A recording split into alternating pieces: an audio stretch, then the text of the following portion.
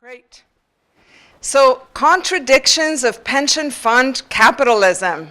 It's not quite what comes to mind when you're thinking about retirement, is my guess.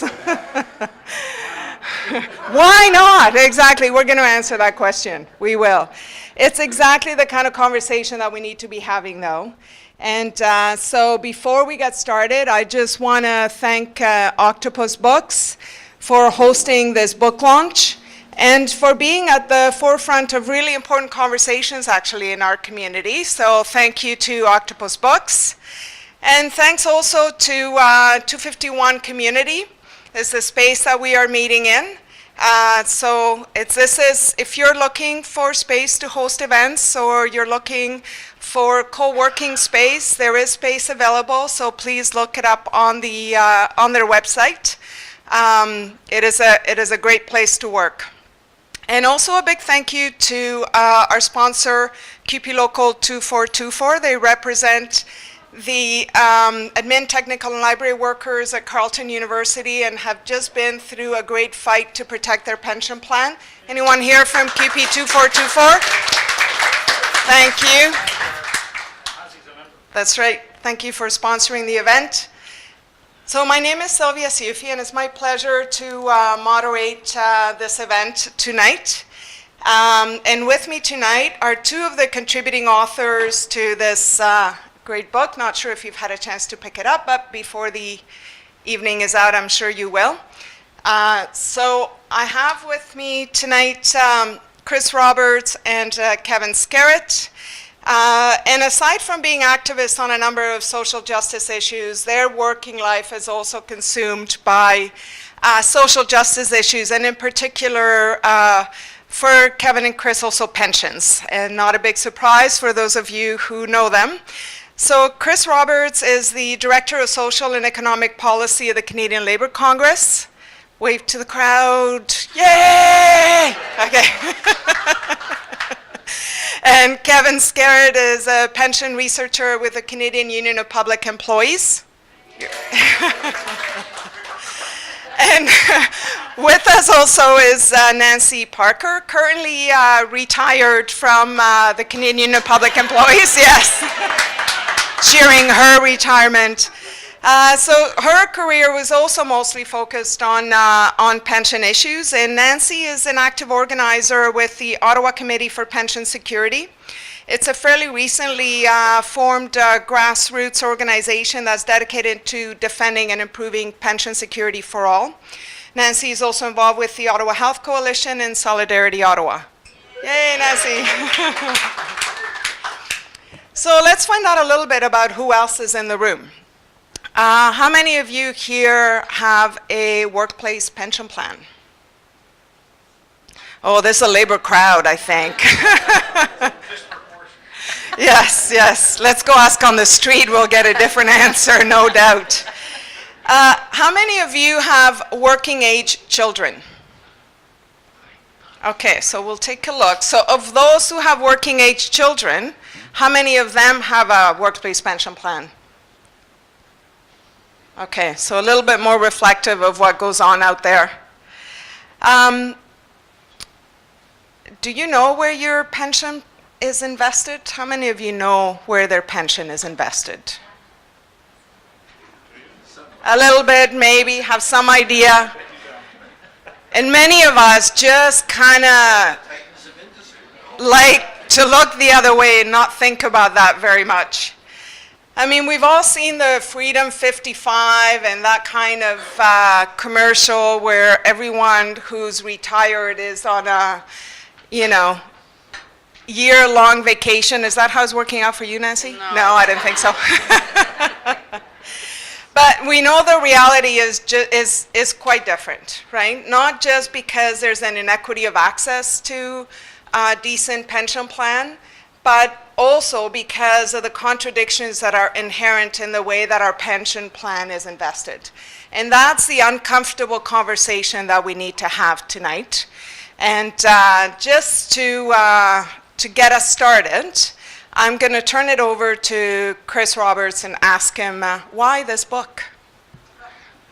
Thanks so much, Sylvia, and thank you to everyone for coming tonight. it really has to be said that this book would never have happened if it wasn't for Kevin, who I think alone, with his own determination and interest, created the series of workshops in Toronto in 2013 while he was on education leave from CUPE, where he works, to bring together a range of thinkers in the labor movement and academia to talk about this phenomenon of pension fund asset expansion and investment and what it meant for workers.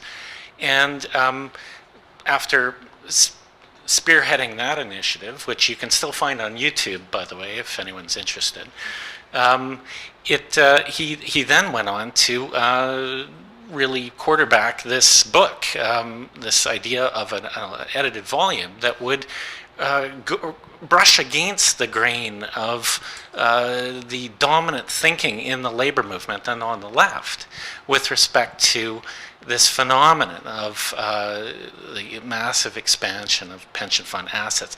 And I believe that there were three, this was a reaction to three interlinked developments that had been unmistakable for anyone working in trade unions at the bargaining table around pensions, and those were the following. One is the gradual decline of pensions, workplace pensions. The decline in coverage, so a shrinking minority of working people in Canada have access to any kind of workplace pension plan at all, much less a secure, decent pension plan. But also a general attack from employers over time to shift the risk and the cost of providing pensions for workers to workers themselves. And so that took the form of changes in the design of the pension benefit and in who would bear the cost and the risk, increasingly employers themselves. And that was coeval with the decline of unions and the decline in the strength of organized labor. Secondly, there's been at the same time a dramatic expansion in the assets of funded and private pension plans, not only in Canada but around the world. Now we're up to about $40 trillion in pension fund assets today. In many countries, including Canada, the combined assets, the pension fund assets that exist, exceed GDP. This enormous expansion of pension fund assets has gone alongside a general growth and increasing sophistication of financial markets. And pensions played an important role in the development of those global, liquid, crisis-prone financial markets that they now rely on and are so deeply involved in. So there's a dominant position in the labor movement and on the left that we've confronted for some time now, which says that the expansion of pension funds is actually a useful instrument to addressing the decline in union power. And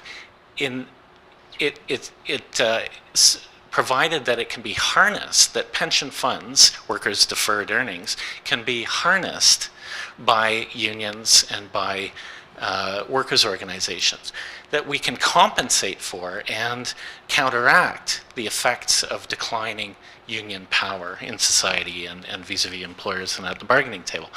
What makes this book distinctive and really exceptional, I think, is that it says, it problematizes that whole agenda. And it's very unusual and almost unheard of to encounter a critical position on that whole problematic that really asks the question, can these pension funds in fact be controlled and harnessed by unions and by the left?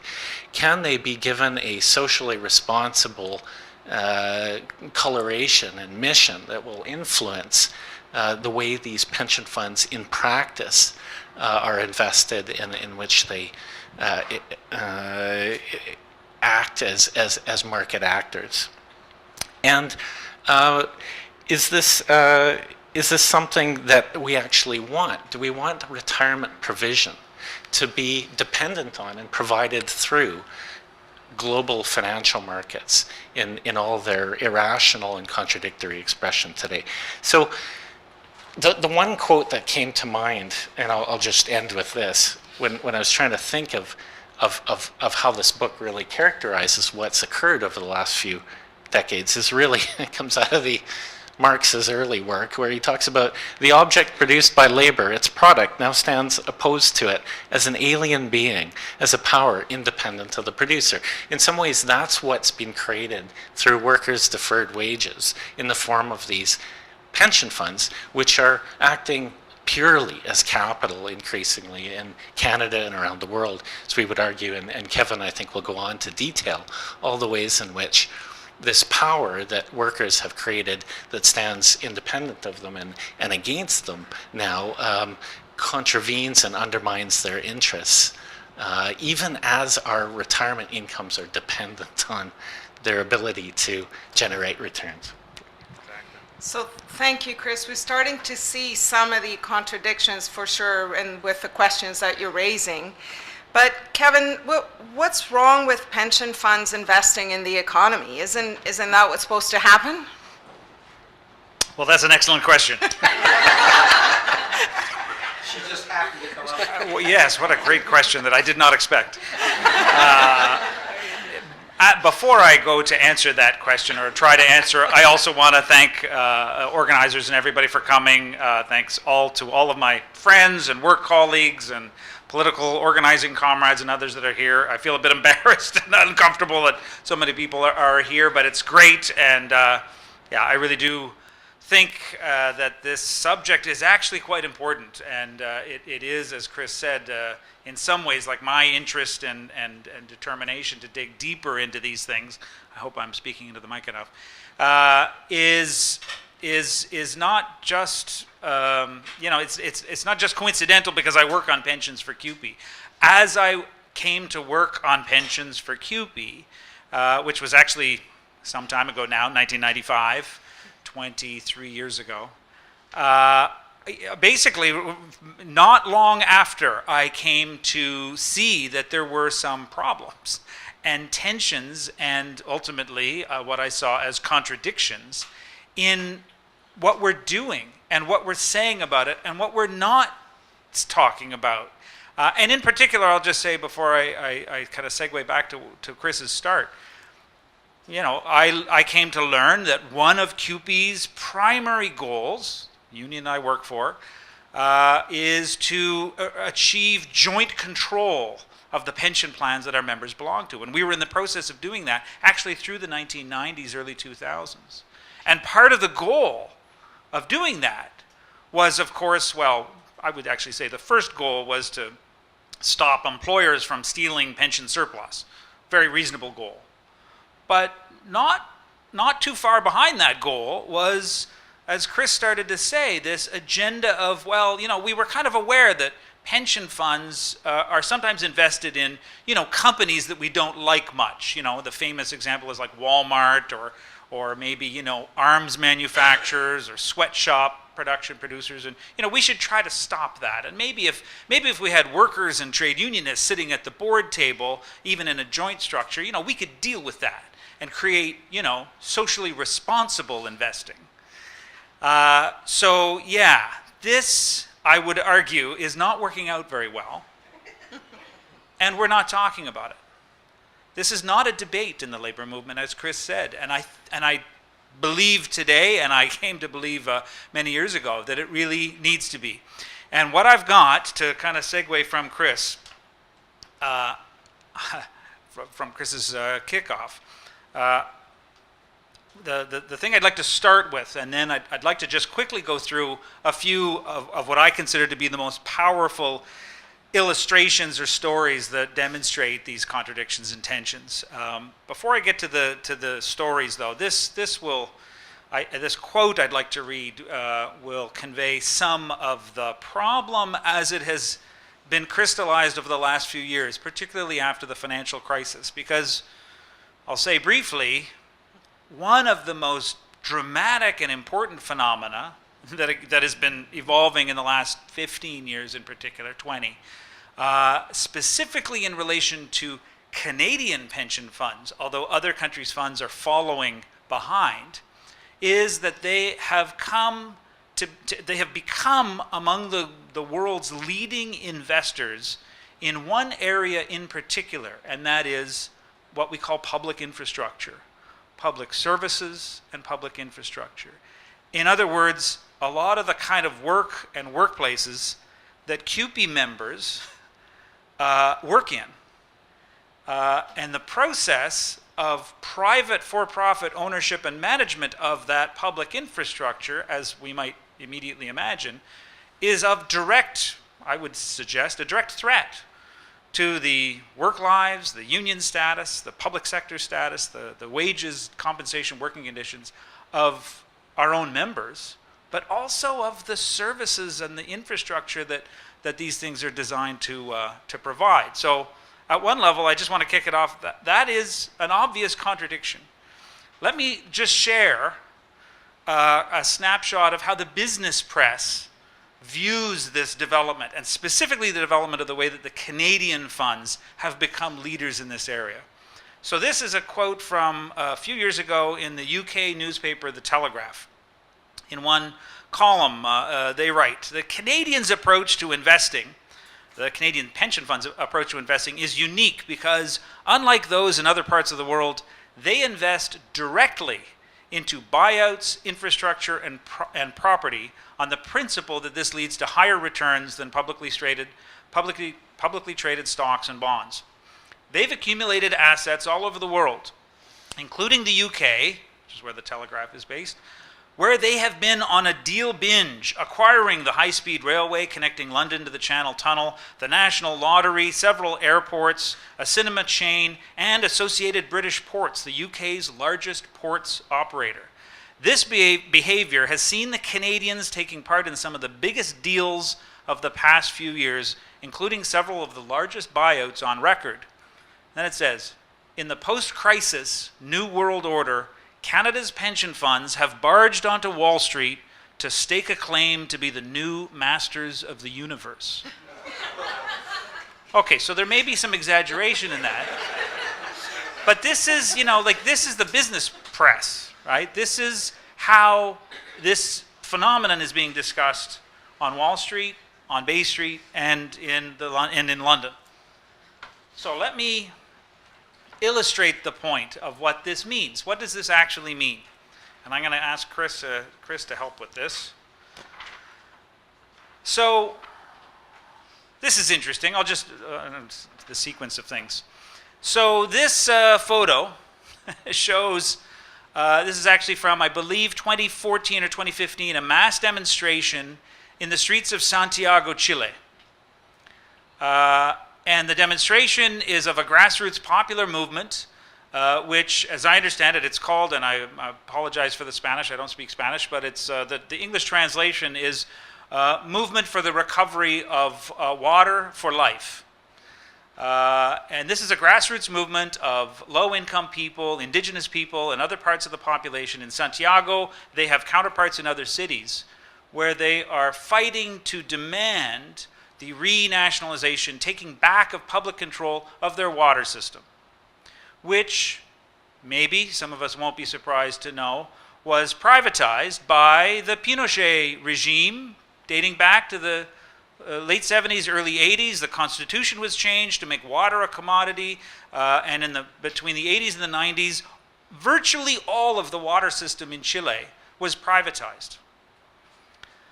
And in recent years, the issues around water privatization, in particular simply the extortion of prices to force people to pay to a private for-profit operator, has sparked a protest movement of these populations. And I'll just add, maybe hold this one up. This one, I just looked this up today. That demonstration is the 6th annual demonstration demanding nationalization of the water system. What the reporting doesn't mention, even in The Guardian, where the first one came from, is that the dominant corporate owner of Santiago's water system, and in fact a majority of the water utilities in Chile, are Canadian pension funds, particularly the Ontario Teachers' Pension Fund. But not only. Many of the large Canadian pension funds are involved in this kind of infrastructure ownership, extracting profits and pumping them out of the country.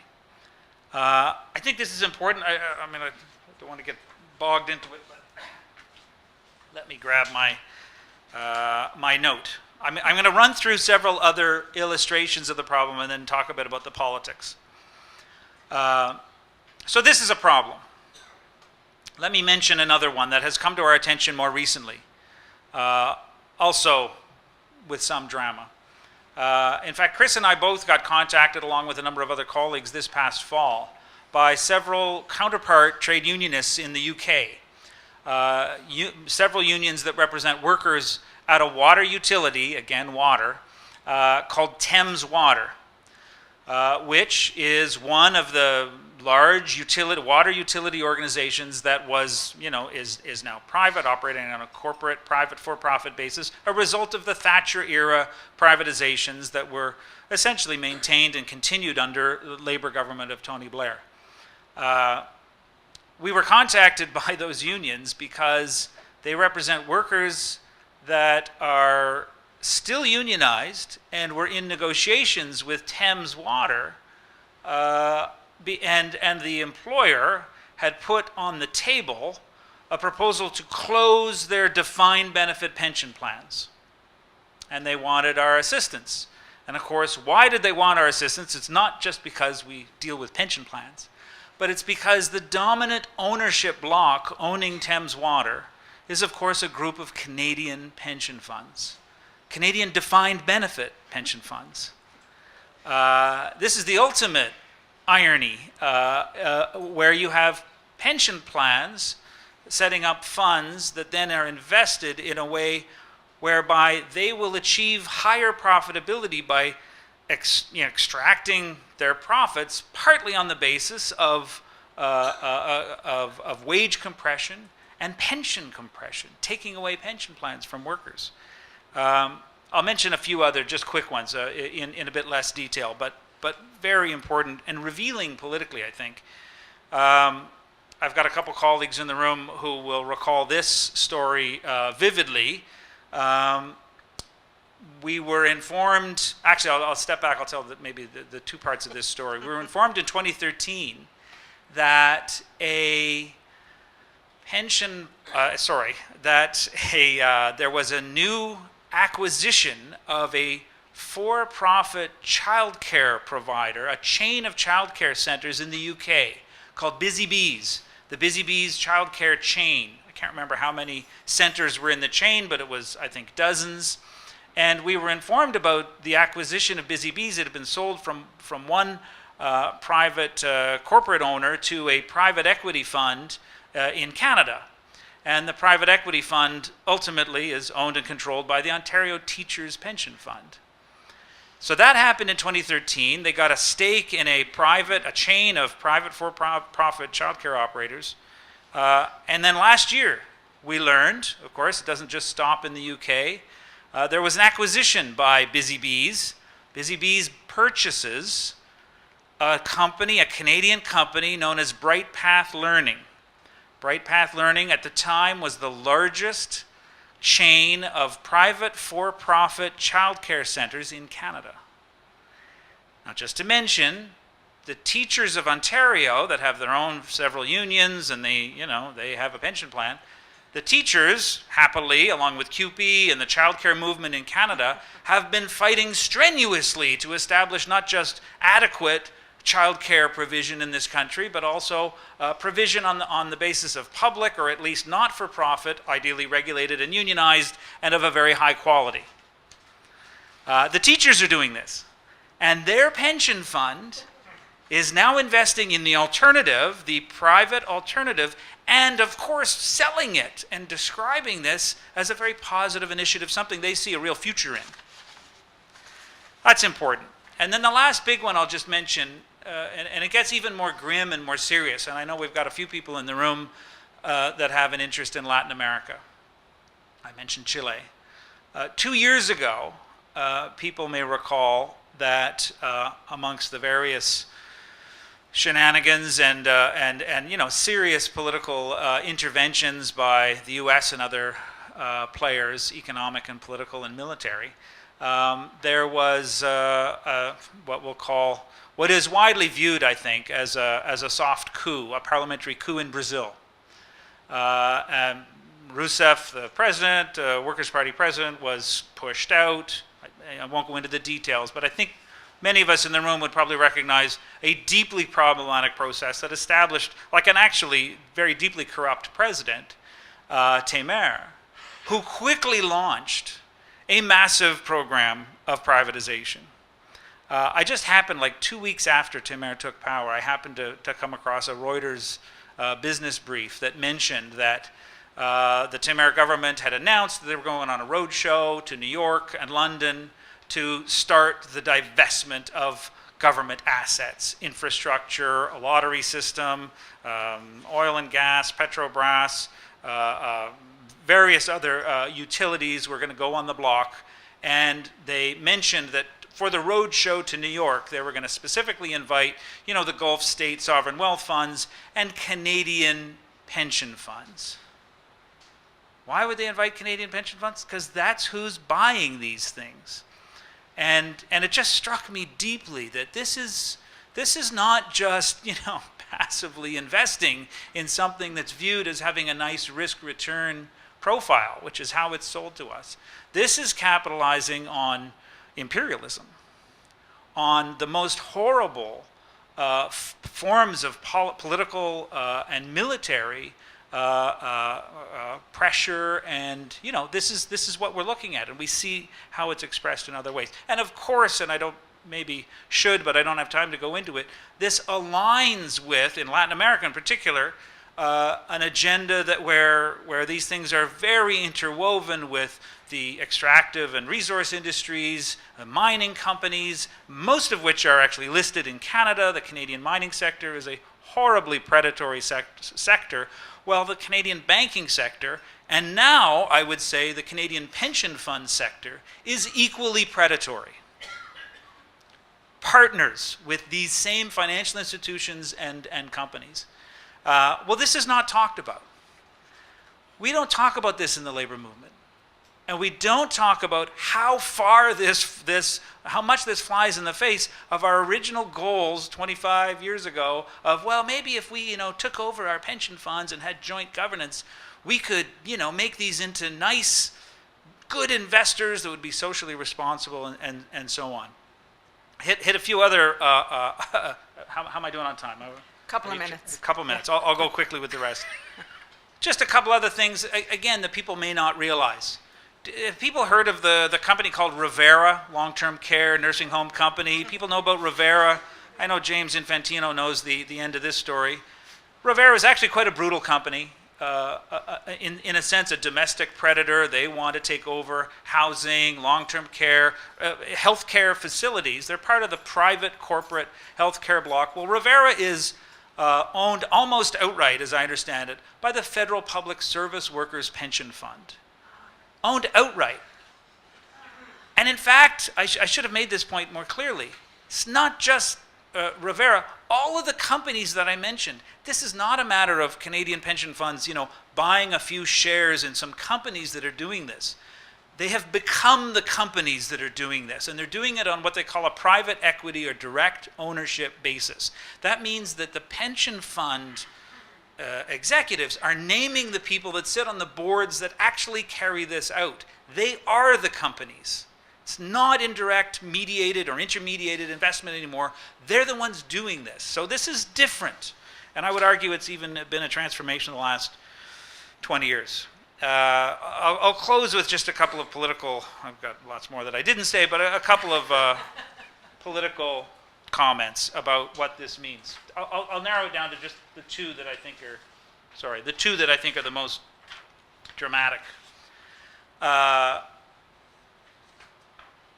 Just to say, I want to argue that it's not just that Canadian pension funds have been the beneficiaries and chief predators in this area. They are also agents of this. The pension funds have come up with ways to intervene either themselves or directly or indirectly through other bodies in the policy process, actually lobbying and pressing for more privatization, more public-private partnerships, more divestment of public assets, public infrastructure in Canada and in fact around the world. People in the room may have heard of an organization called the Canadian Council for Public-Private Partnerships. We in the labor movement would say C2P3. One of the chief lobby groups pressing for more privatization, justifying this disastrous P3 model of infrastructure ownership. The pension funds are central to that body. They finance it, they help organize it, they speak at all their conferences, they feature people like Bob Ray as a featured speaker because he's considered a pioneer because he started the privatization of the toll highway 407 in Ontario. So the pension funds are doing that, and it's actually getting even worse. Maybe I'll try to close with this. I learned a couple of years ago that a new organization was established in Toronto. Not a coincidence that it's Toronto, but it's an international organization called the Global Infrastructure Investors Association, the GIIA. What is the GIIA? Well, basically, they're kind of like that Canadian group, but they're designed to be a global voice, basically going around the international institution, the international financial institutions, the G20, the G7, anybody that will listen, urging this agenda forward, pushing privatization, the restructuring, like really the fundamental transformation of public ownership to private capital and private interests. And to illustrate the point, and sorry, just to say, the chief hosts and organizers of this thing were in fact the 8 largest Canadian pension funds. That's why it was in Toronto. This is considered the Canadian model of pension fund ownership, that pensions in other countries are actually coming to Toronto to learn about and figure out how to reproduce, how to extend this. So Chris says $40 trillion of global pension fund capital. They're trying to reproduce what the Canadians have pioneered. I just want to share this quote. Andrew Claerhout was until recently one of the key infrastructure leads for the Ontario Teachers Pension Plan. And he's quoted in several places, including this one recent article where, they were engaged in this process around the Canada Infrastructure Bank, which is itself, we call it the privatization bank. Well, it is a privatization bank, but it's directly linked to these big Canadian pension funds, which has become a tool to line up this process and expand it massively.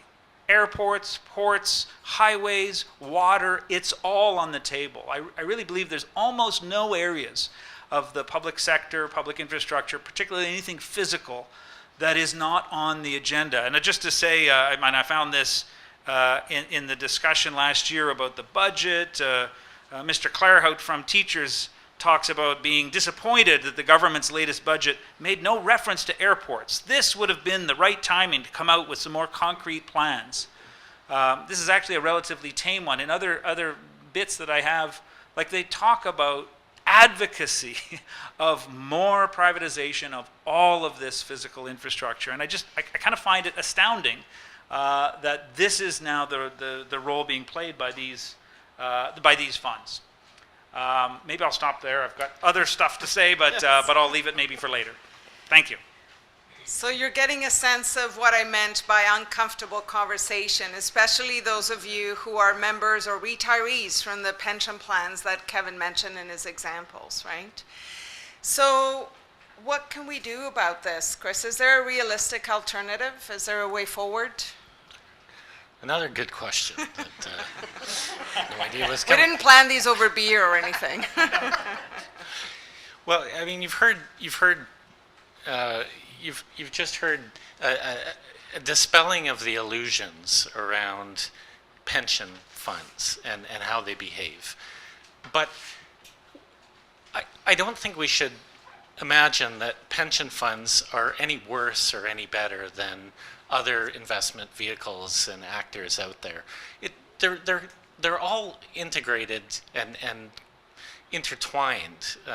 When you think of private equity or hedge funds or sovereign wealth funds or pension funds, in fact, they all invest together in shifting consortia of combinations of interests in various projects. So pension funds aren't evil or particularly nasty actors. They are simply what they are. They are investors of capital in 21st century financialized capitalism, and they operate by the rules of the game. This is the name of the game today, is behaving the way that pension funds behave. And in fact, pension funds have certain advantages relative to other investors because they have long-term liabilities. They can invest over the long term. They can take a lot of risk. They are state subsidized and the like. But they are embedded in contradictions, and that's really what I want to come back to. That this really is about a contradictory state of affairs. Our pensions that we have bargained and defended and walked picket lines over and contributed our paychecks to in increasing amounts.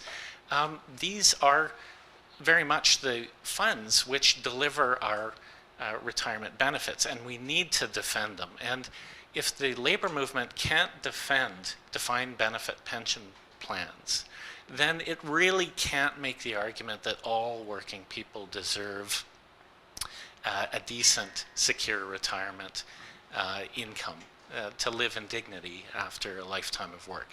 So defending these plans is absolutely critical. But increasingly, I think this book would argue, it's a fraught project to only circle the wagons and defend these plans while a majority of workers don't have access to good, decent pension plans in retirement. The writing on the wall in Canada is reasonably clear.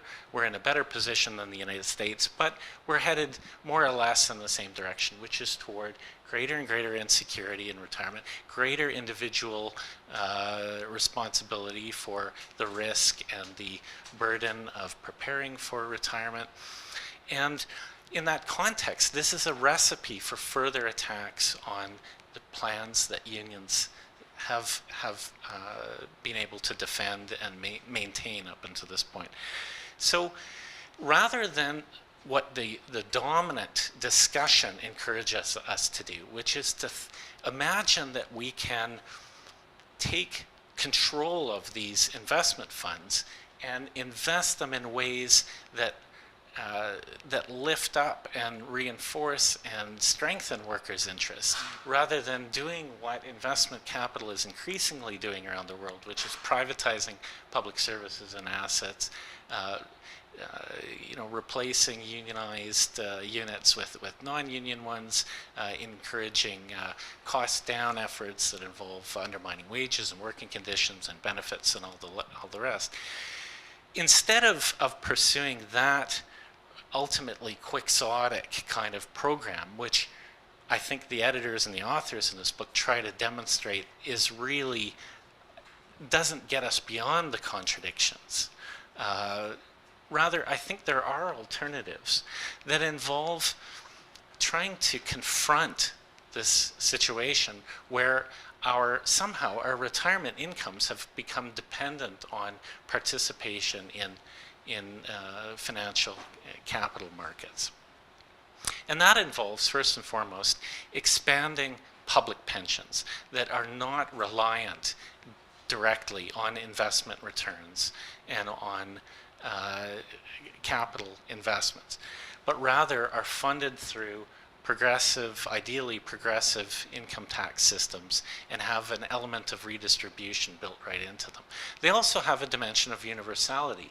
And to its credit, the labor movement really got this, I think, 10 years ago, when despite the fact that having a decent pension plan and having a union are very, very highly correlated, that is, most unions have been able to bargain and defend good pension plans, the labor movement took upon itself the goal of expanding the Canada Pension Plan, which is our single earnings-based contributory pension plan in Canada, which all employers and virtually all employees contribute to and earn a pension from.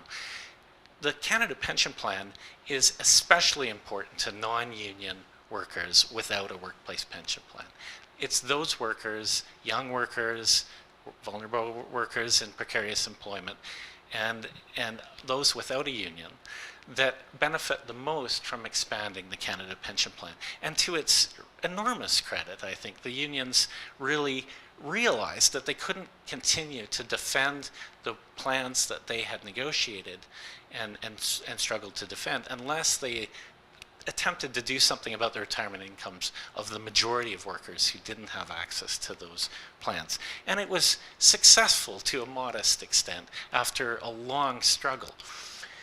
I think at this point we have to simply redouble our efforts. I'm not sure there is much alternative but to look hard at how public pensions can be further expanded to reduce the gap between a majority of workers with very vulnerable, insecure, and inadequate retirement incomes and the labor movement, which of course does include, the union movement does include a lot of workers who have nominal pension plans, but that deliver very, very low benefits, typically to women and to racialized workers. Okay, so it does benefit, potentially benefit unionized workers as well if we expand certain elements of the public pension system in Canada.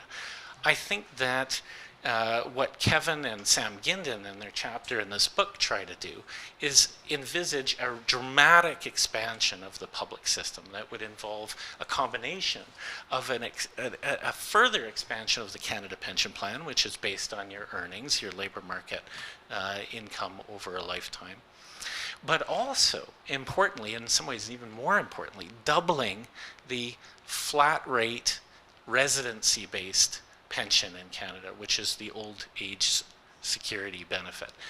This is not linked to earnings. It's simply linked to residency in a way that punishes newcomers to Canada, so that would have to be addressed so that newcomers who arrive later in life don't retire with a significantly reduced OAS benefit and live in poverty. But what's interesting about this is that it's a flat rate benefit, so it's more important to low and modest income earners than it is to high income earners. It is, it doesn't reduce your targeted benefit that goes to the lowest of low income seniors, the guaranteed income supplement. It is funded, as I said, through the tax system, so it's not dependent on investments in privatized public assets or on the other side of the world, and it can be funded through a progressive system. So that's an important development, and I think we're going to see going forward in proposals to do just this. I don't think the OAS has been expanded since its origins in the 1950s. It's also indexed to inflation and not to average wages. So the relative value of the OAS is shrinking, and that's been responsible for the tripling of old age poverty in Canada over the last 20 years. So we have to do something about this anyway. Skerrett and Gindin also propose dramatically increasing the floor, the guaranteed income supplement that would establish a baseline, base guaranteed income for seniors to ensure that no senior lives in poverty.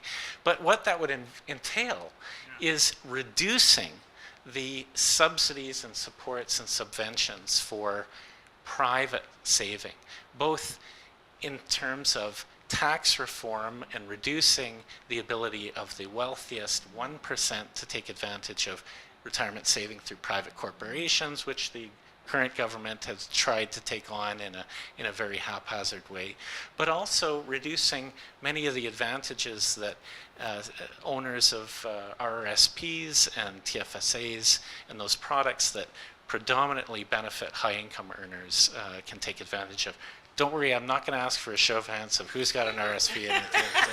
test. I know, because I know the statistics. I know just what proportion does. But anyway, I think this is important as we struggle and continue to struggle to defend workplace pension plans, because, as I say, that has got to be fundamental. It's fundamental for the organized labor movement. It's really fundamental to demonstrate that all workers, whether they have unions or not, whether they work in the public sector or the private sector, they all deserve good, decent, secure pensions that employers have to play a role in providing. They have to pay the cost of, they have to bear the risk. They have to have a stake in this. But at the same time, there has to be a vision that permits a positive politics that allow us to really take the offensive instead of continually fighting ever retreating defensive struggles to hold on to what we have. And then at the same time, I think we have to be very candid about what we can and cannot do vis-a-vis our own pension funds.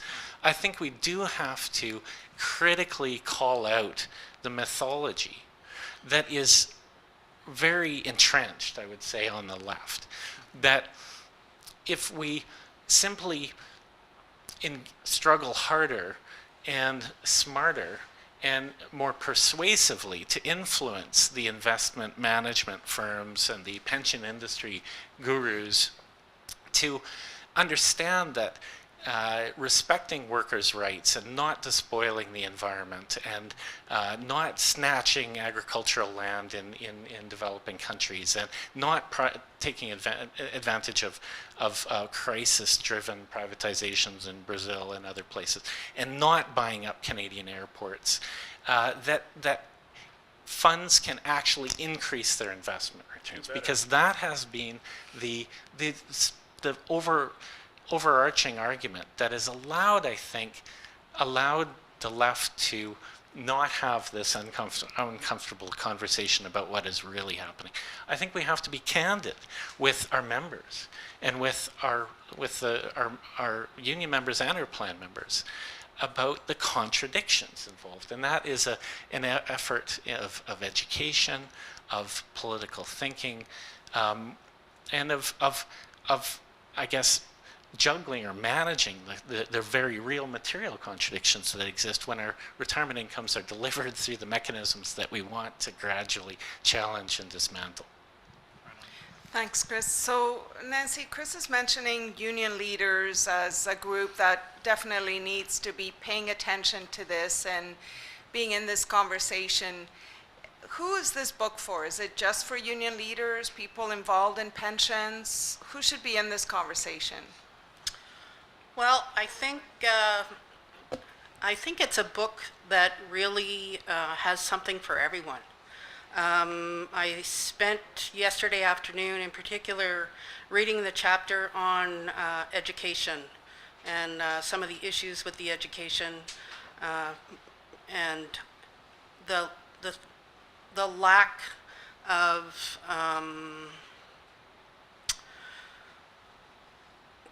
the guidance that's available for trustees as they try to carry out these difficult jobs, trying to deal with these issues. For pension committee members that, get swept in by the plan actuaries and the trustees, and, they're taught that these folks are the experts and we should rely on them, when in fact, that's not the case. And I'm happy to be here tonight because actually it gives me an opportunity to say thank you to the three of you. Because thank you, Chris, for the work the CLC has done around expanding the CPP. Thank you, Kevin, for the work that you do in negotiating pensions and more recently around the strike at QP 2424. Not to take anything away from the leadership and the membership, they were extremely strong in that situation. And also Sylvia, who does education, pension education in her day job at QP when she's not the president of the local. But I mean, these jobs that you folks carry out are incredibly important to society. And with the loss of union density and the loss of pension coverage for members, and, you know, the financial sector that leads us down these garden roads with these pictures of the young couple in the new condo with the glass of wine and the long dress, and this is how you dance into retirement. It's just not a reality. So I think this book, along with organizations like the Ottawa Committee for Pension Security, we're trying to draw in people. And, you know, after hearing what you've just said about our investments,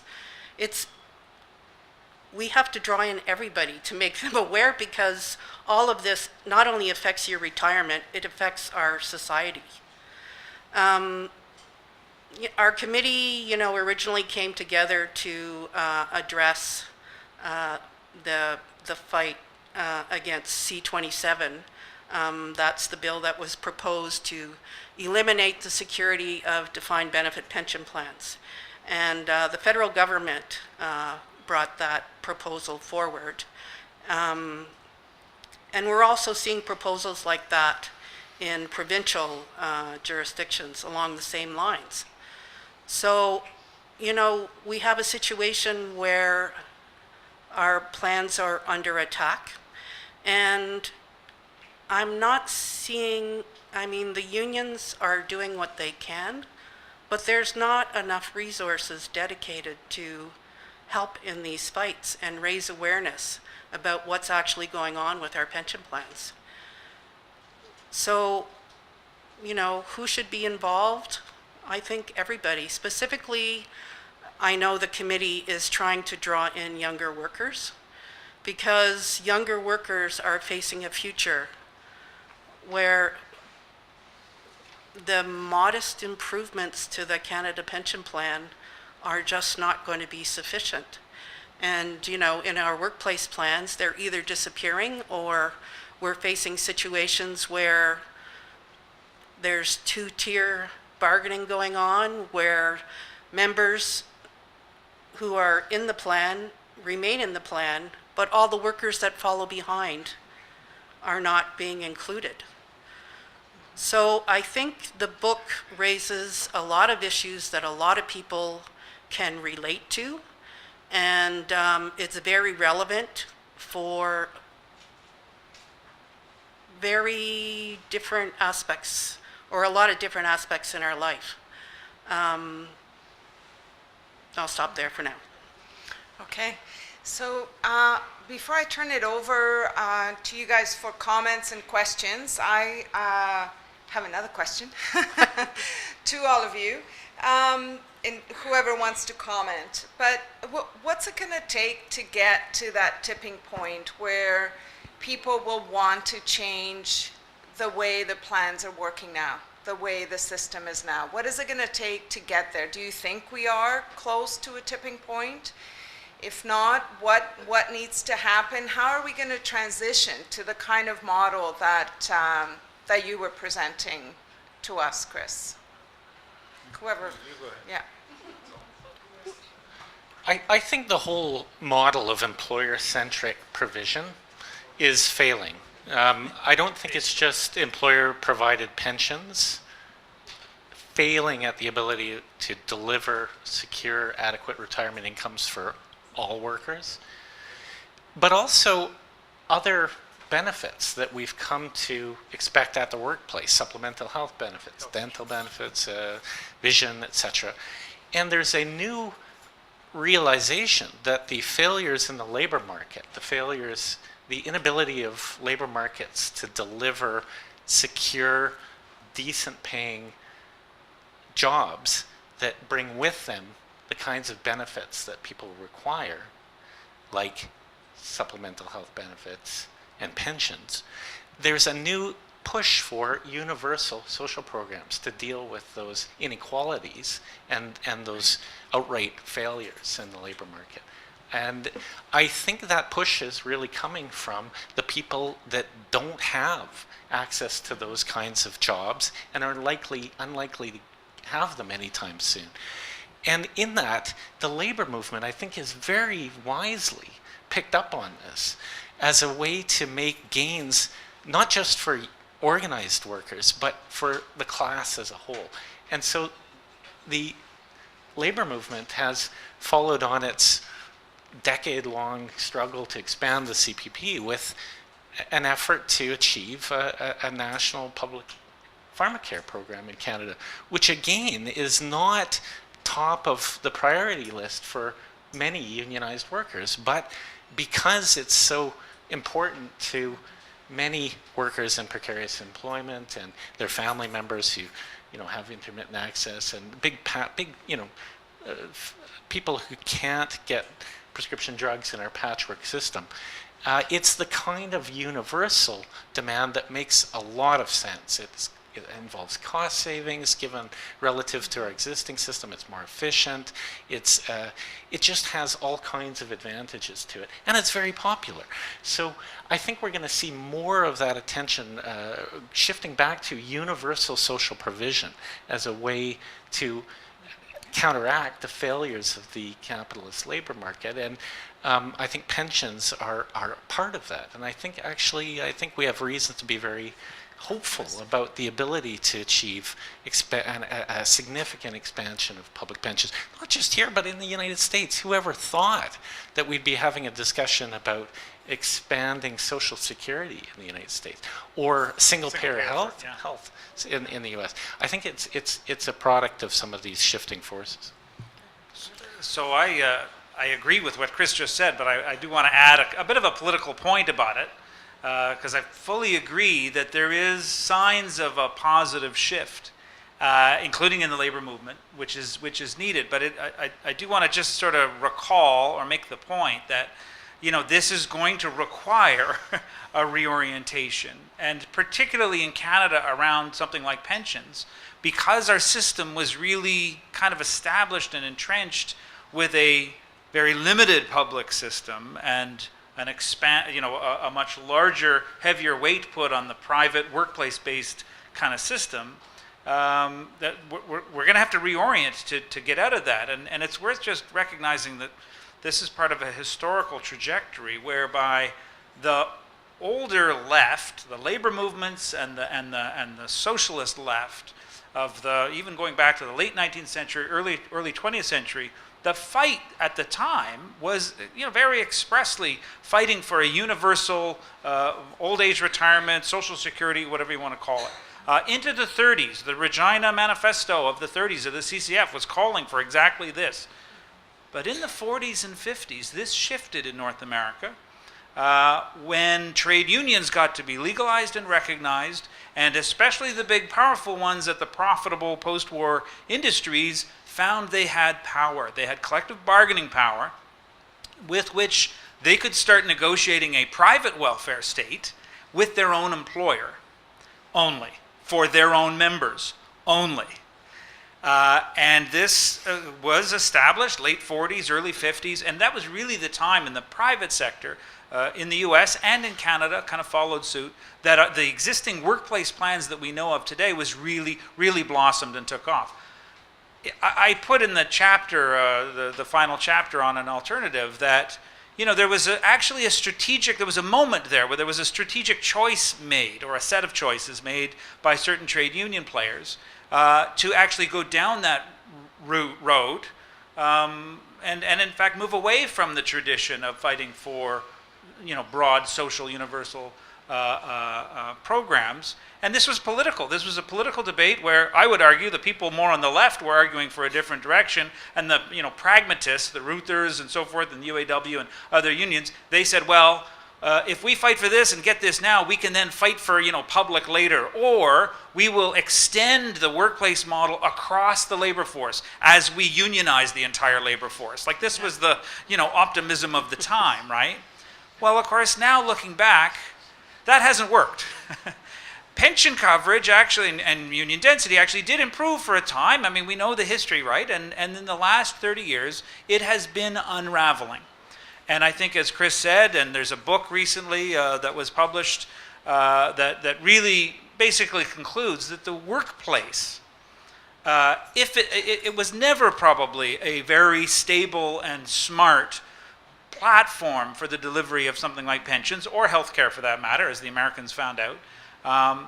It was never probably a good platform, but today, given the continuing unraveling and re-engineering of labor markets and contracts and employment, as we all know, we're all talking about it, it is less, it is the worst platform to imagine. So I think the logic should be driving us to what Chris describes, a really class-wide, ambitious public program that the labor movement could collect broad support for, rather than, and I will say, and I'm not here officially representing CUPE, I should add that, rather than, kind of doubling down and just saying, well, let's just try to hang on to what we have and hope that the wind dies down, or, maybe we'll have a social democratic government and maybe they will save us. I think that's not going to be a viable strategy. I think the kind of broad, universal, class-wide strategies that Chris mentioned and that we talk about in this one chapter is really the way to go. Go ahead, Nancy. Yeah, and I'd just like to say that, one of the things that the book does touch on is when Ontario considered doing a provincial pension plan, when they thought that the CPP wasn't moving along quickly.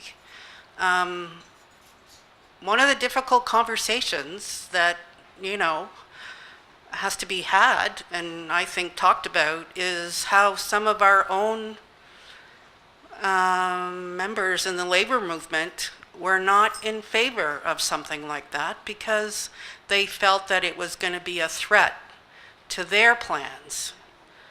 Right. So, there's a lot of things that are going to be debating and uncomfortable, and it's not going to be an easy task trying to get people on board. And when you think of the amount of capital that, these large pension plans have, I don't know, they're not about providing pensions anymore. They're totally about something else, in my mind. Thank you. So we do have a roving mic. If you just want to wave, if you have a question or a comment. As you know, the BC NDP government is leading a fight against Kinder Morgan's expansion plans. But I was intrigued by an item that I found in the Ottawa Citizen on May the 8th, which said in part, the British Columbia Investment Management Corporation, BCI, which manages the pension funds for BC's public sector workers, owns stakes in the Canadian oil and gas industry, as well as pipeline companies, Kinder Morgan, Inc., Enbridge, Inc., and Pembina Pipeline Corporation. So there's another contradiction you can see. That it must be a problem, I imagine, sometimes for the BC NDP government to deal with a bureaucracy where the union funds are invested in that kind of enterprise. Anyway, that's an incidental thing. As I recall, many, many years ago, when the Canada Pension Plan was started, or at least in its early days, the funds that it administered, which are massive, of course, were basically devoted to buying municipal bonds and helping to finance the urban infrastructure and even some rural infrastructure in this country. If that were the case today, imagine how that would change the financing of a lot of issues that we face. If you're fighting for free public transit, as some of us here are, imagine where you could find some money. Cheap credit. Yes, exactly. And so that changed about, 20, 25 years ago when the CPP was allowed to go then into the private markets and start making money, big money. Sure. But it doesn't always work that way, because in Quebec, where they pioneered in this, the Caisse de dépôt et placement, which administers the Quebec pension plan funds, didn't always make wise investments. And back in 2008, they lost more than $40 billion of the hard-earned workers' pension contributions because it invested in derivatives and other things that were rather dicey investments. So Exactly right. they really you need to have control over these things, as people were arguing. I think basically the pension funds is a wonderful example to deal with, but it's just it's an aspect of a much wider incorporation of the unions into the financial phase of capitalism and so on. You know, in Quebec again, the Solidarity Fund that was set up in the 1980s, that's how Mulroney got the Quebec Federation of Labor to support the Conservatives in the 80s when he was competing, of course, with the PQ for attention. And they get special deals. Even now, I think it's a 20% additional cash break, Deduction, yeah. tax break on investments that workers make in these things. And of course, they invest in private enterprises and so on.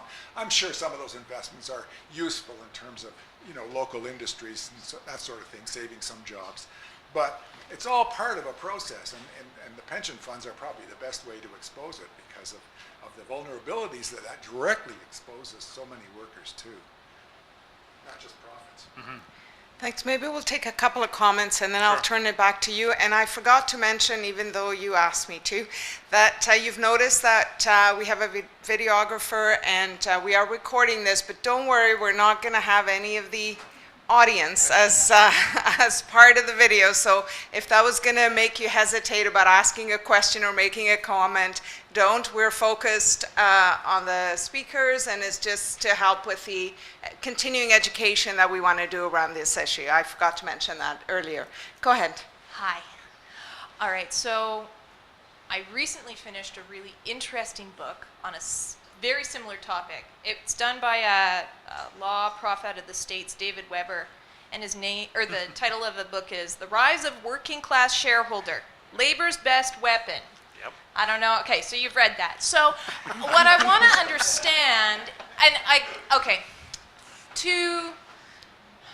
could see that that book is probably a glass half full approach. He's cherry picking these really awesome examples of how labor unions have used their financial clout to smack around the man, right? And I find that optimistic approach really important.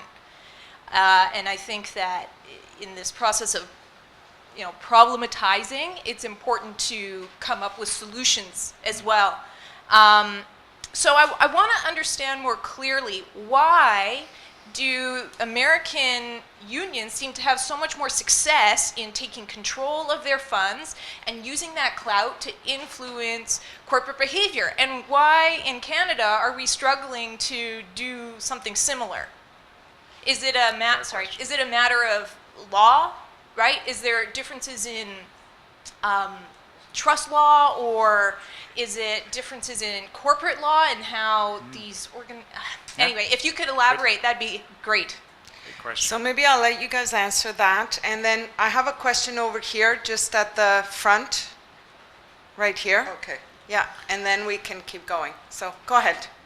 If you have an answer to that specific question, or... Yeah.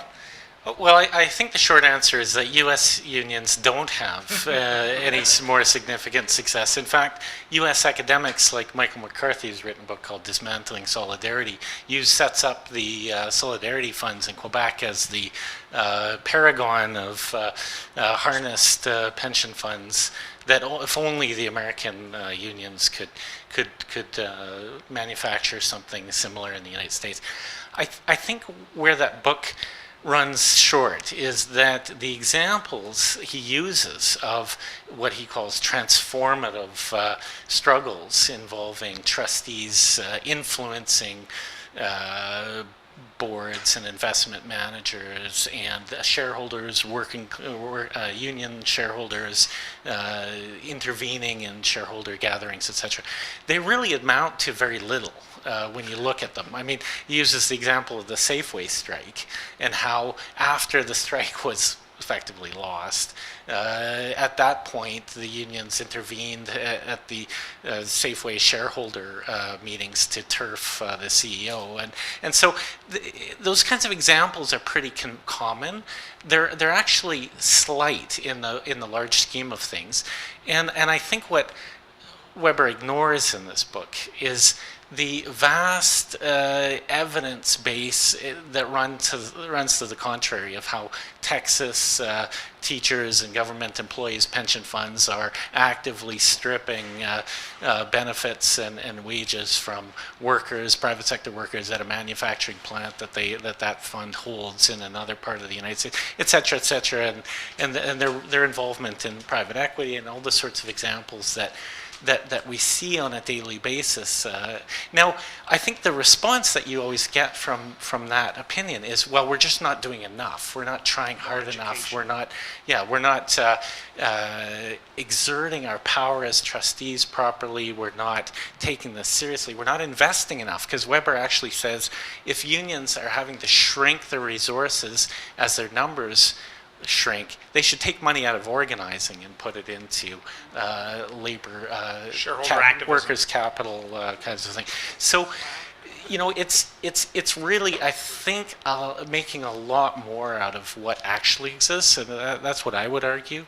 I just wanted to say, with respect to what was said regarding pension fund investments in municipal government bonds, one of the contradictions that we face is that when our plans are maturing, that is, the benefits are more expensive, interest rates are very low, which increases the cost of providing pension benefits, and investment returns in stock markets and other markets are uncertain and sometimes not as high as they need to be. The simple fact of delivering pensions, which pension funds must hold as their overriding mandate, means that they have to play by the rules of the game.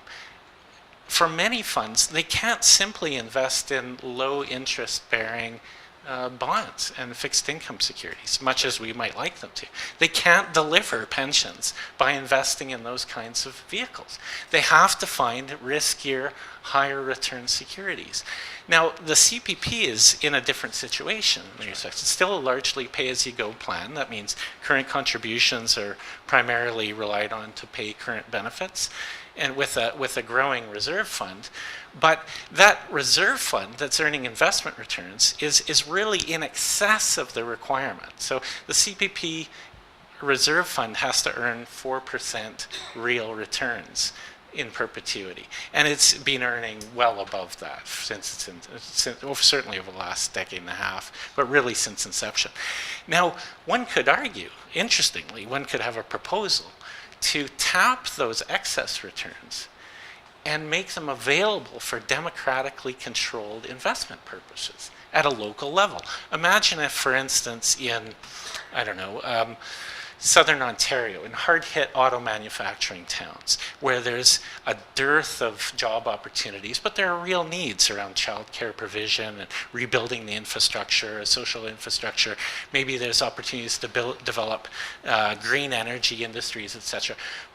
Why couldn't we tap some of the excess returns in our Canada Pension Plan reserve fund and make that available to a locally organized group of community interests that could take an inventory of needs in that community and resources available in terms of skilled labor and other resources, and put those unmobilized resources to work, revitalizing the local economies in that area.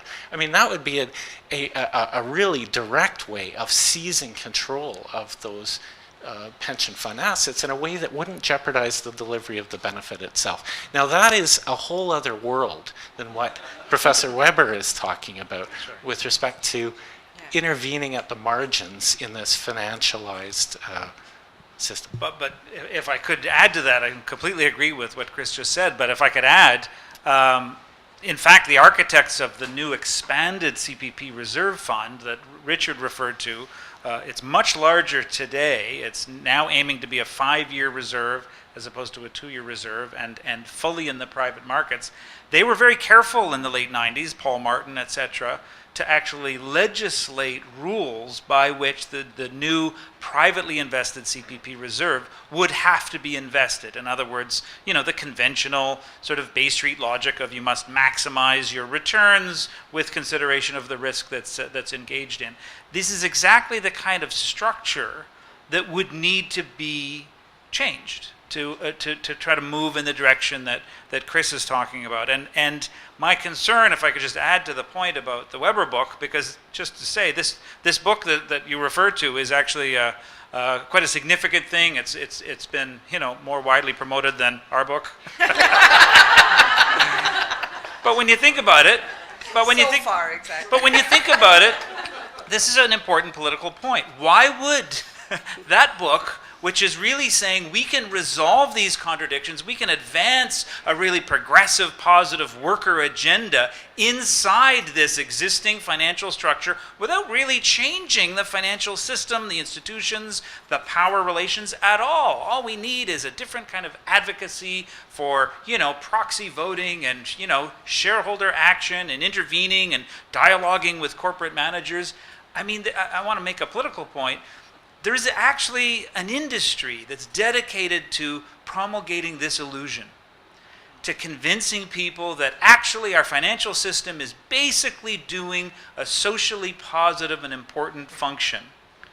And occasionally it has some excesses, and we could, get involved in some proxy voting or some other kind of strategies to rein in the excesses. But basically it's a good system.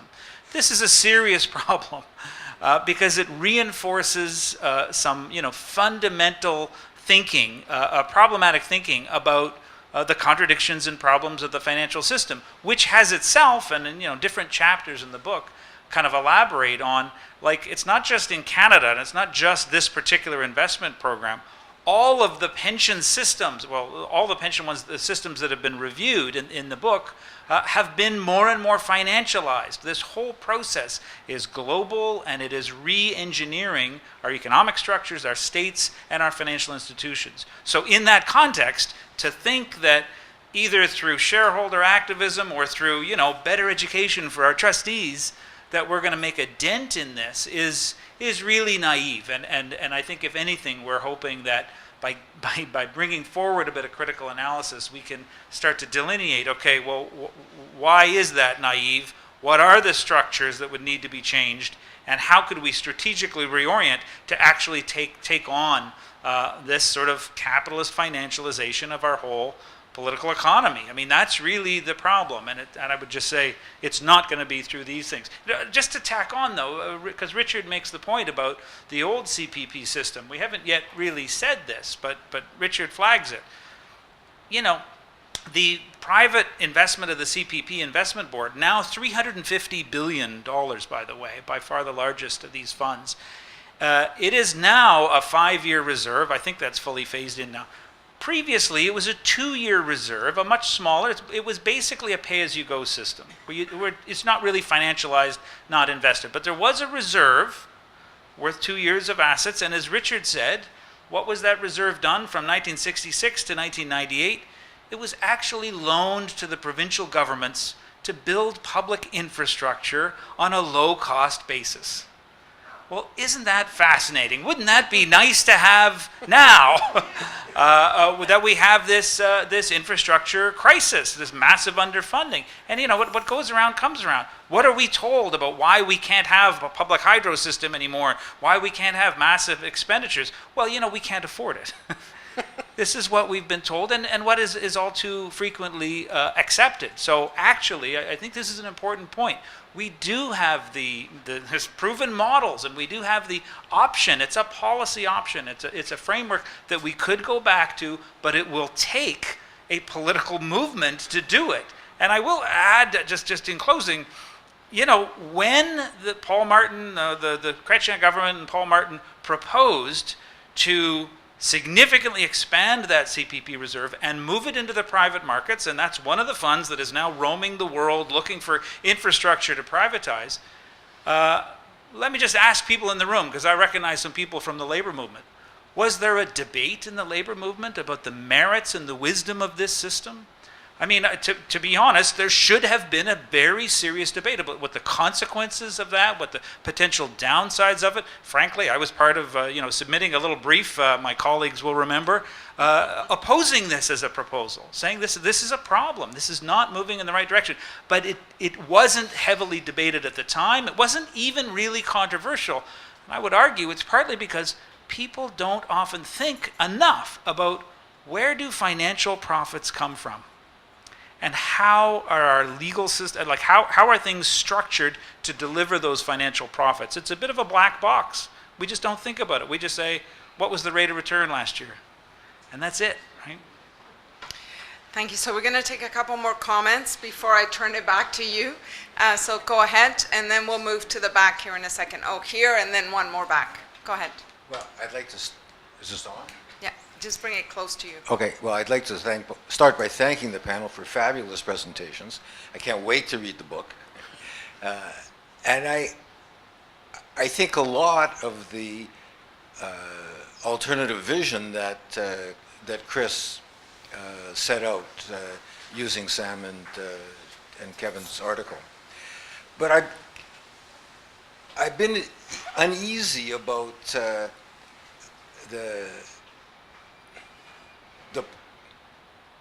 the way in which we've been talking about defending the defined benefit system and this kind of transition. I've been uneasy about it for a long time, and Chris's comments at the end sort of made me even more uneasy. Talking about the fragility of the defined benefit system, the extent to which it requires increasing inputs from workers to keep it alive. And those first contradiction is that those demands on workers with defined benefit plans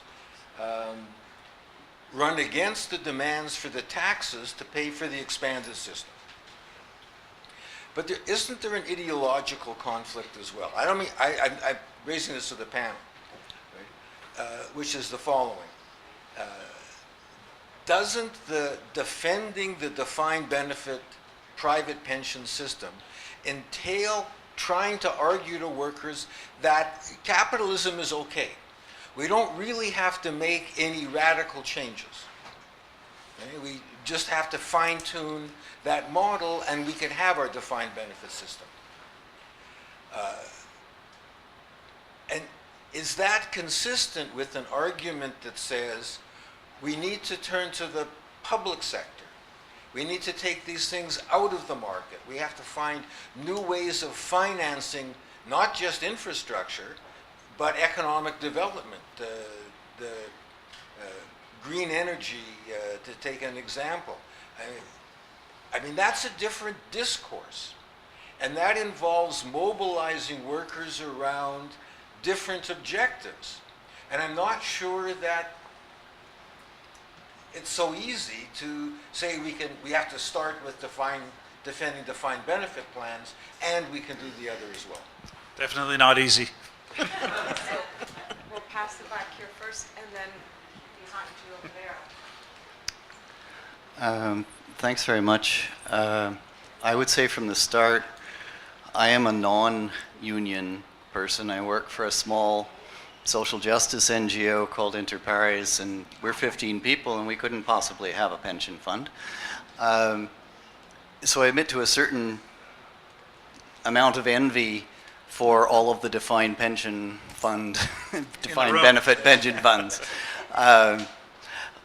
One of the things that we did with some other folks a number of years ago was convene a meeting with the Canada Pension Plan Investment Board people, asking them about sort of on what basis they invested in things. And we were concerned. We had the Council of Canadians there, we had some of the churches there, we had a number of people around the table. And the guy sent out from CPPIB to sort of say what they invest in was not one of the investors. He was their corporate social responsibility guy.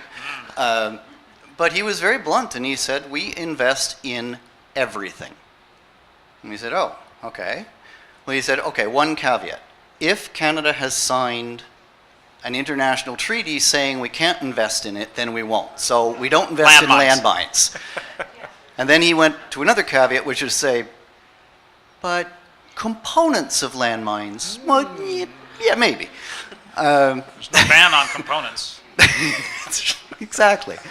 So that was, I guess, my one anecdote, and the question which you've addressed partly, Chris, is, okay, I as somebody who doesn't have a union pension fund, I'm quite happy with the idea of increasing the Canada Pension Plan and the old age security and the rest of it, because that's the only thing I'm going to get. But I still am left with this quandary of knowing that the Canada Pension Plan, or La Caisse, which I could tell you a different meeting story about, is taking my money and investing it in absolutely everything. Right. And so is that the only way to pay me any kind of pension at the end of my working life, is by making nasty profits off either big pharma or the arms trade or the mining industry, or pick your evil. So right. I mean, so I'm beginning to hear some Fair question. solutions or proposals, which is great. But I mean, that's the quandary I'm in, and I think a lot of us in this sector are in. Thank you. So we'll take the question at the back, then I'll turn it over to you for some more comments and see if there's some more questions or comments.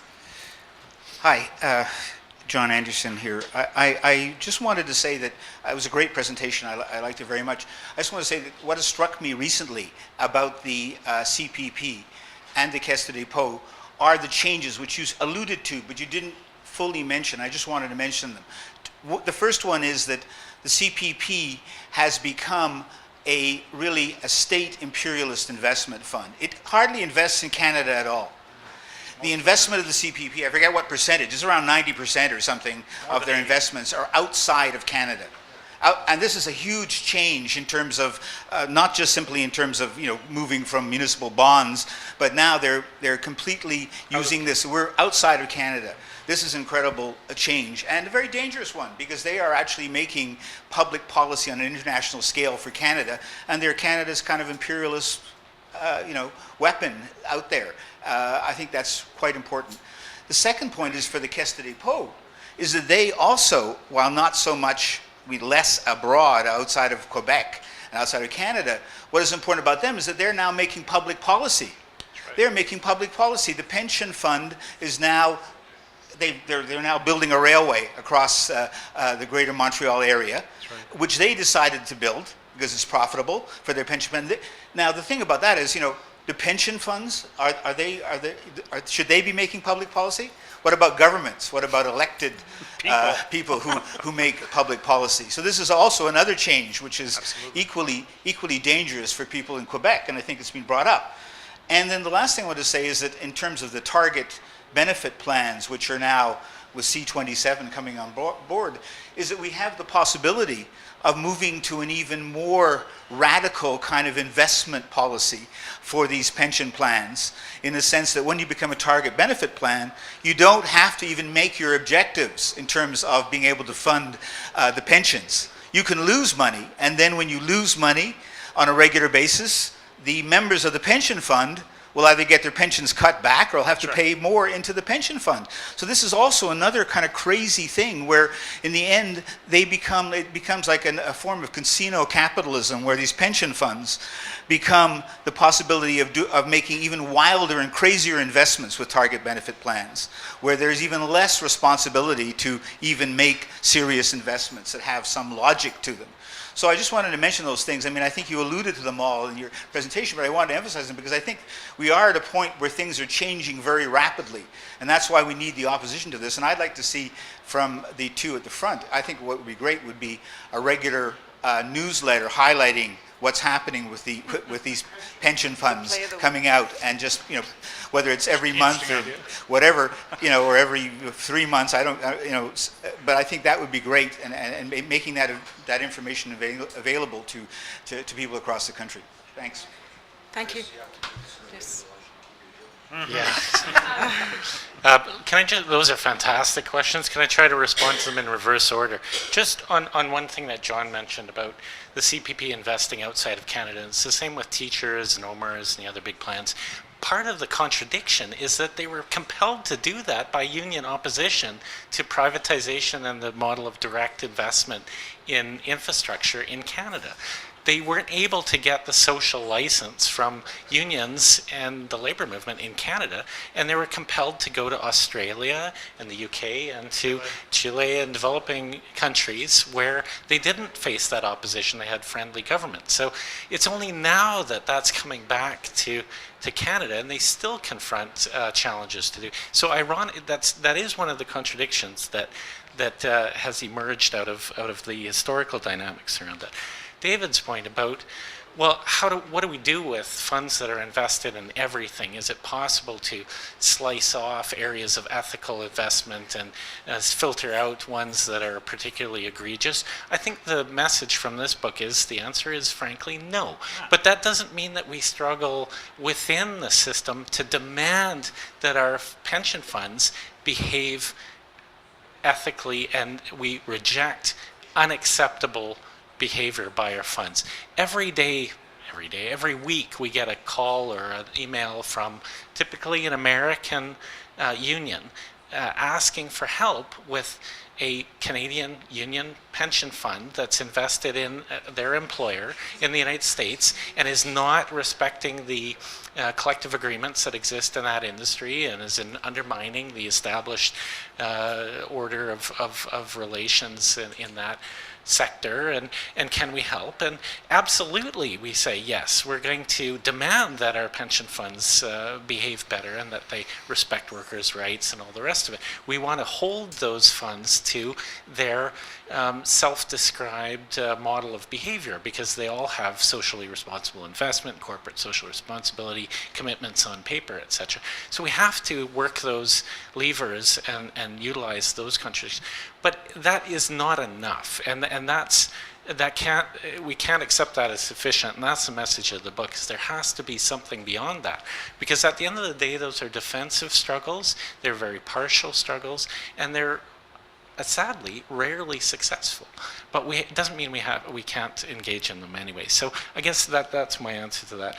With respect to Donald's excellent question about are we running the risk of further embedding ourselves and confining ourselves to a capitalist logic in defending DB plans? I would say no, because the logic now, the capitalist logic of retirement income provision, is that you will enjoy a secure, decent living standard in retirement if you personally take responsibility for saving and behaving like the ant in the Aesop's fable as opposed to the grasshopper, and putting aside enough money to live well in retirement. And if you find yourself impoverished or struggling or financially insecure in retirement, it's your fault. And the employer has no responsibility or obligation to carry any of the risk or the cost of that. That is the logic, the purely capitalist logic that we're moving to.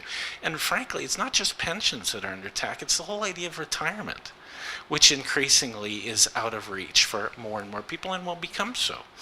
And those who have the luxury of retirement and the ability to retire will be the ones that were fortunate enough to have the means to prepare themselves for retirement. And the others will be told it's their fault. What employers are doing is getting out of the pension business. They are exiting the delivery of pensions. They are exiting any responsibility for carrying risk of whether those benefits can be delivered and the cost of it. And they're putting all of that cost and risk onto employees. So to fight against that logic, I believe, is still to demand and that we recover and that we retrieve and preserve the expectation that one's right to and one's chances of having a decent standard of living in retirement are not rooted purely in the luck and inequality of market experience, that employers have an obligation to ensure that everyone has a decent standard of living, and that workers deserve this regardless of their employment experience and their income, and whether they happen to be white or racialized or women or men or newcomers or Canadian born, etc. So I think there is an important, powerful redistributive socializing logic that is entailed in defending DB plans. It's just that that's not enough. It has to be universalized to the class and to include public provision and not simply employer-centric provision. Yeah, I don't have a lot to add to that. I agree with the point. I guess I would add, I mean, it is the question of transition that Donald raises is a tricky one, because, you know, we've inherited this problematic system that is also under significant attack. And so I think, as Chris is implying, we've got to figure out a way, and this is tough, we've got to figure out a way to kind of defend what has been achieved. And in some cases, that's workplace-based defined benefit plans, as the battle at Carleton recently was fought, while being honest and recognizing the larger trajectory and the larger dynamics that actually make these fights increasingly difficult, and if we're honest with ourselves, increasingly less likely that we will be successful. I mean, let's be honest. If you look at how things evolved in Australia, in the United States, in the UK, and many other countries, like, we are losing these battles. And we're not about to turn it around. And I think it is, we can directly connect these things to some of these larger, you know, power dynamics that we, you know, label the neoliberal revolution or financialization. There's different forms and windows of it. But that's what's going on. So it's a matter of, okay, we need to defend these things, but also be thinking about how we reorient strategically to recognize what's going on. And just tack in one last point that we haven't really said, but, you know, this really does beg some really deeper questions about what is driving that financial revolution, and what is driving austerity and all of these attacks. And one of the, you know, I used to study political economy way back when, and one of the, I think, powerful insights that, you know, insightful political economy people keep underlining for me and reminding me is that, you know, capitalism as a system is in crisis now chronically. And if you look at, in particular, though, the window that I value is if you look at average growth rates, capitalist economic growth rates of the 50s and 60s compared to the 70s and 80s, the 90s and the 2000s, and now if you look at it as little windows, like each step of the way, we're now down to a zone where average growth rates are chronically very low, and that is not expected to turn around. I would argue that these financial revolutions are partly recognizing that chronic lack of growth and finding other ways to continue to extract profits for the very wealthy, primarily the 1% and the very wealthy. And if that means we can no longer have a public sector, well, then we have to privatize it and convert that into profit production for those who have financial assets. So I just wanted to kind of make that point. As far as I'm concerned, that's what we're up against. And we're, you know, so this is deeper than just a technical fix of finding the right structure of defined benefit plan or even the right balance between workplace provision and state provision. I actually think we're also, at the end of the day, talking about political power and the loss of working class power, working class organization, left leadership at the political level, and an increasing sort of accommodation and compromise with those sort of powers that be. So I would plug in that there's a role for the political left here, and not just sort of trade unions as they've been structured in the past. So thank you. Is there one last question or comment? Jane, you said your question was already answered. Over here? Okay.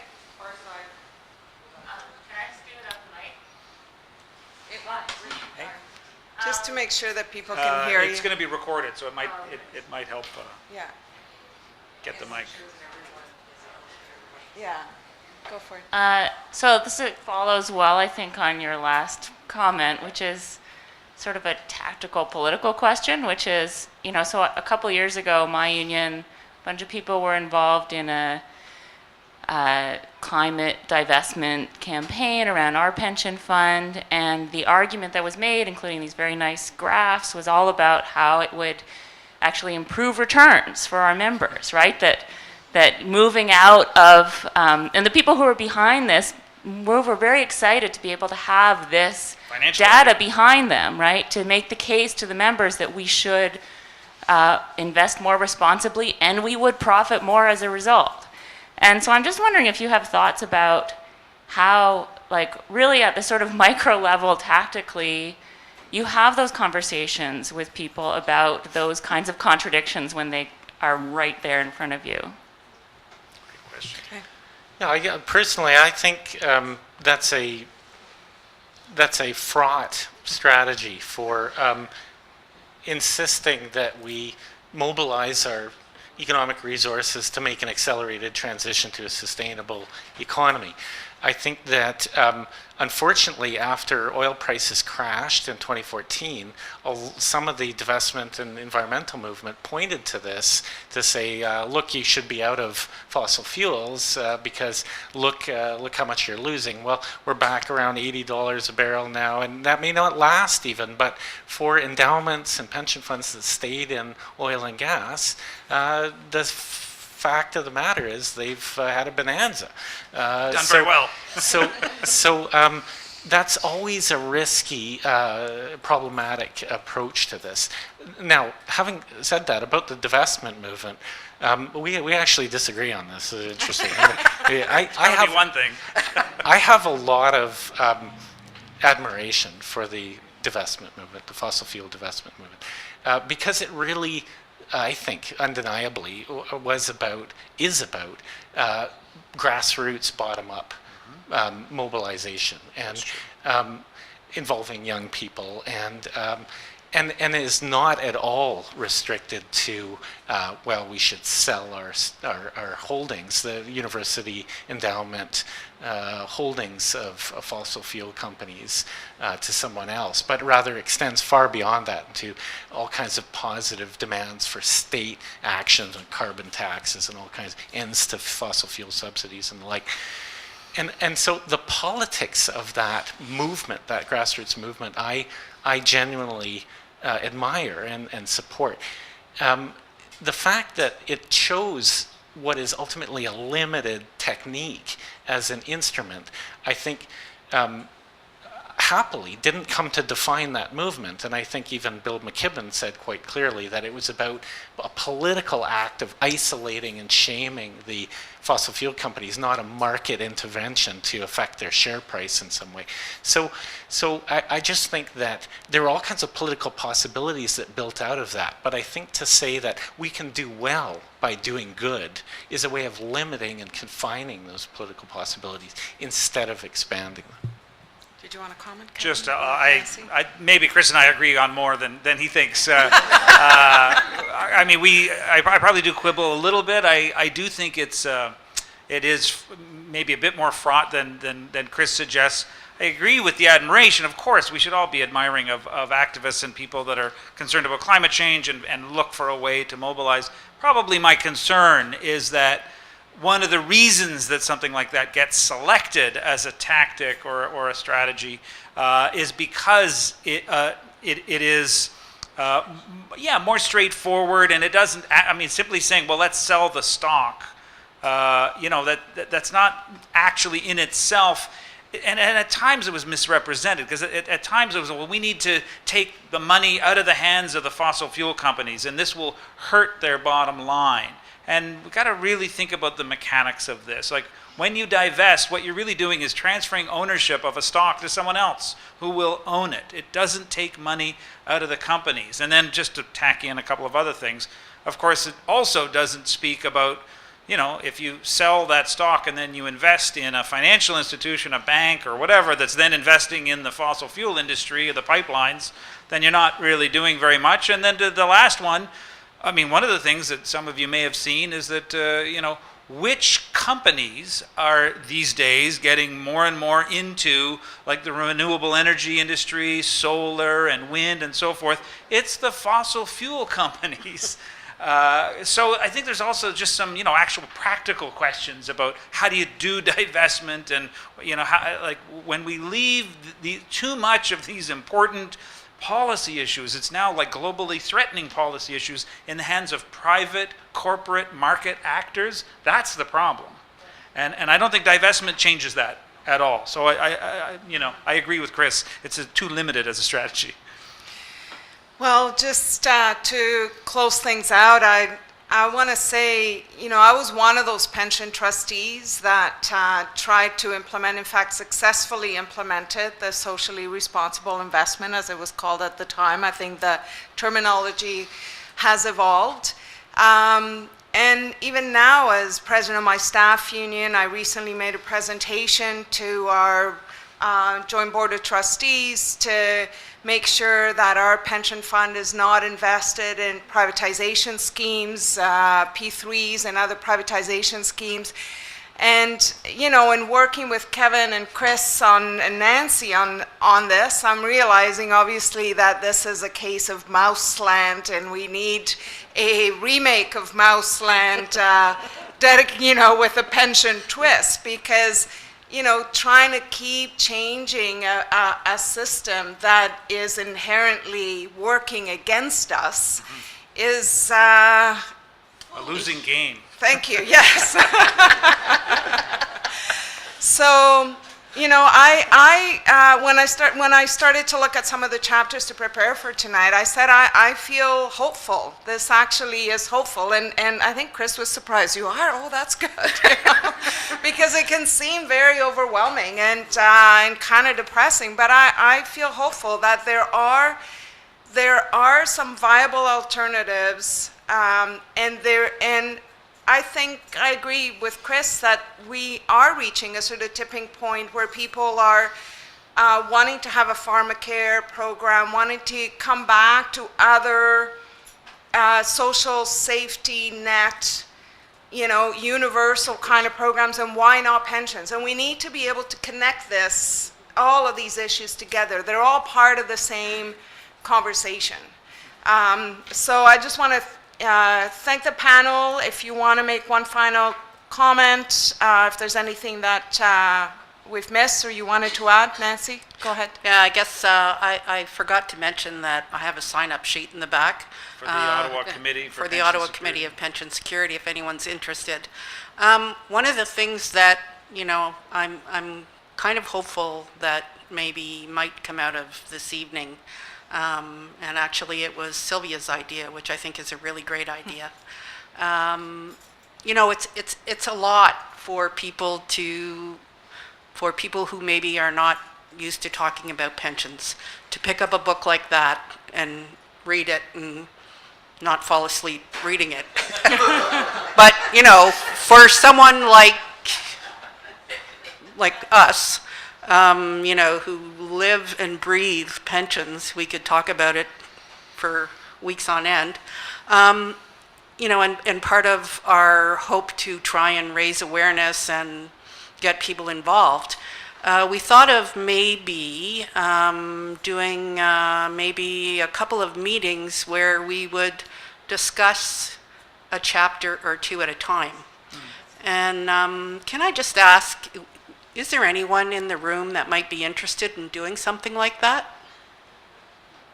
There's a few over there too. There's your book club. So come see you. Yeah, I'm not sure if we'll describe it as a book club, but the committee meets, not on a regular schedule, but as we can arrange it. And if something like that is on the radar and you sign up, then definitely we'll reach out to you and let you know if that's going to happen. So thanks very much. Thank you. So if you haven't had a chance to buy the book, Peju is at the back, and happy to take your money in exchange for a book. Go ahead, Kevin. And I will just say, I kind of feel almost like apologizing. The price of the book is very high. I don't know if you noticed that. We don't control the price. If for any reason people aren't able to shell out for it, maybe come and talk to us so we can, along with the book club, we can have a lending library or figure out another way to share copies of the chapters or select it around. I also just want to thank everybody for coming and putting up with the warmth and everything. It's been a great opportunity, and yeah, who knows, maybe this will lead to movement building projects, both inside the labor movement and beyond. So yeah, thanks everybody for coming. Thank you very much.